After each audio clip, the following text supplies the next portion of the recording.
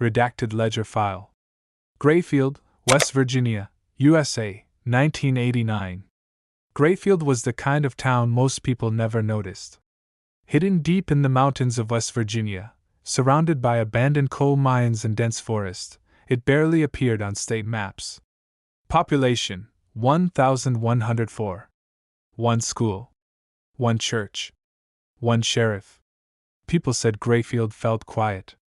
But locals knew the truth: it felt watched. On some nights, the wind carried sounds from the old mining zone.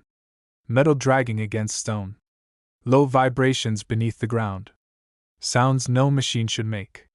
Most residents learned to ignore it. Until February 17, 1989. At exactly 10:40 p.m., the northern power grid went dark. Streetlights shut off. Radios went silent. Phones stopped working. Michael Turner, 41, the town's electrical technician, received the call.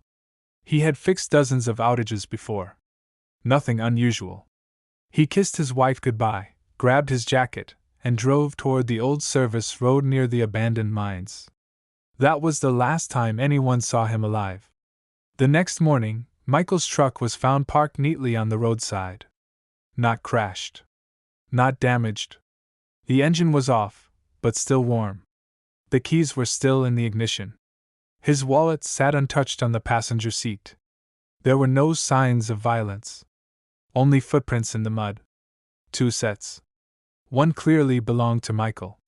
The other was wrong. Too long. Too evenly spaced. As if whoever made them didn't walk the way humans do. The town tried to move on. People told themselves Michael must have wandered off. Got lost. Had an accident. 12 days later, that hope died.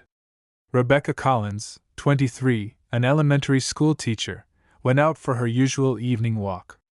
She followed the same dirt path every night, passing close to the old mine entrances. At 7:10 p.m., a neighbor waved at her. At 7:12 p.m., a dog began barking wildly. At 7:13 p.m., everything went silent. Rebecca never came home. Search teams found her shoes the next morning. They were placed side by side on the trail. Clean. Undamaged. As if she had calmly stepped out of them. Sheriff Howard Mills began keeping a private journal. In it he wrote, "These people didn't run. They didn't fight. Something came for them." That entry was never submitted as evidence. By March, fear ruled Grayfield. Parents kept children inside. No one walked alone after sunset. Still, it happened again. Thomas Nolan, 52, and his son Eric, 16, went fishing near the river bordering the mining zone. They never returned. On the riverbank, police recovered 2 fishing rods, a thermos, and a cassette recorder left playing. The tape contained 20 seconds of audio. Wind. Water. Then Eric's voice shaking. "Dad, why won't they look at us?" The recording ended in static. The case attracted attention outside the town. Journalist Laura Bennett arrived to investigate. She noticed something unsettling. Every resident used the same phrases. "Something is missing. It's not right here." Laura examined old mining records and discovered tunnels that never appeared in public archives. They were marked only with one stamp. Federal property, 1962. 2 days after writing her final notes, Laura disappeared. Her motel room showed no signs of struggle. On the desk, investigators found a notebook with a single sentence written in capital letters. "They are trying to act human." In April 1989, unmarked federal vehicles entered Grayfield. No badges. No explanations. The town was sealed. Sheriff Mills was removed from duty. All records were classified. A sign was placed at the town's entrance. Temporary restricted zone. The restriction was never lifted. In 1994, a document leaked. It contained only one paragraph.